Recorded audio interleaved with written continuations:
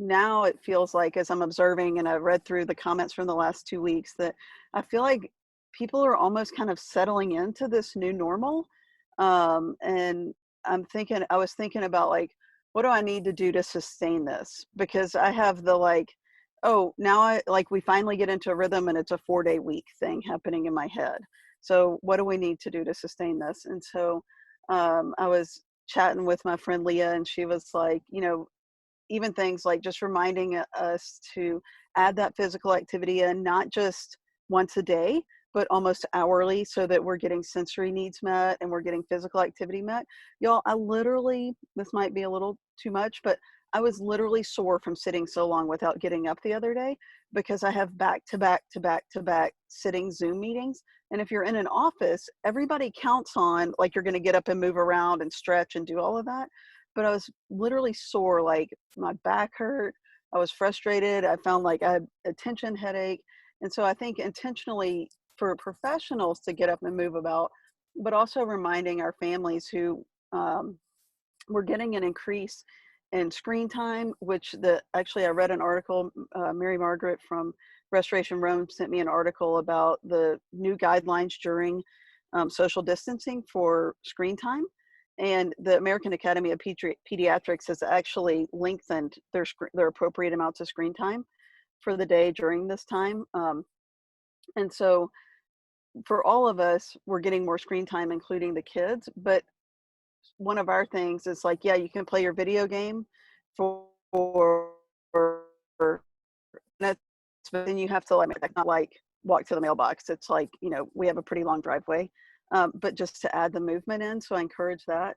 And then you're all practitioners, so you should have some good sensory information.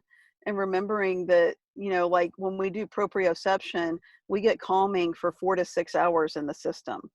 And when we do um, um, like vestibular stuff, it's 2 to 4 hours of calming in the system. So if you're really intentional about how you're feeding the kids' sensory needs and your own, you can get more for your buck just by being intentional about what you get. And so just keep that in mind. And then just again, I think it's so important to give ourselves grace. Like I woke up, I've been on blue all day, like not emotionally as much, but really, really physically tired. Like I walked downstairs and I looked at the coffee. If you're an HEB person, I don't know if anybody is, but I could not decide between the pecan and the Houston. And I walked away.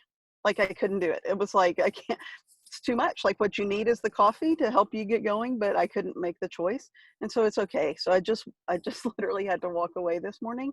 Same when I stared at the jeans, like, are we really going to do this today? Because I don't want to put on jeans today. So I think giving ourselves lots of grace and lots of permission to have our feelings is just an important reminder, because now the feelings in my mind have become less shocking, but they haven't stopped being there. And so whatever we're feeling, allowing those feelings, I think is really important. And then the lifesaver in our house is playfulness. Yesterday, on our property, there's a second house where my niece lives and my nephew-in-law with their 3 kids. We played in the rain yesterday. It's like they're going to have a bath anyway, so why not just get them outside and have a new sensory experience and allow them to have that fun without it being a thing. Like, so I think just remembering to continue to add in as much playfulness as you can, because it calms our entire stress system.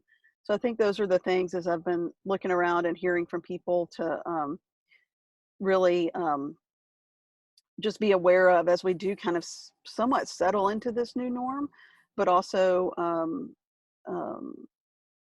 really just being intentional about how we're meeting our own needs and the kids' needs.